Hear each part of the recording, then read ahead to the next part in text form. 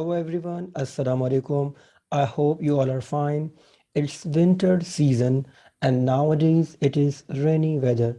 So I'm going to share a few useful English phrases to describe rain. Let's start.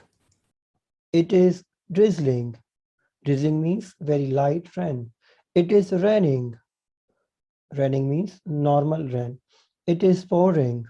Pouring means heavy rain. It is lashing. It means heavy, intense rain. It is bucketing down. It means very heavy rain. Bucket of rain. It is raining cats and dogs. Raining cats and dogs is an idiom. It means raining heavily.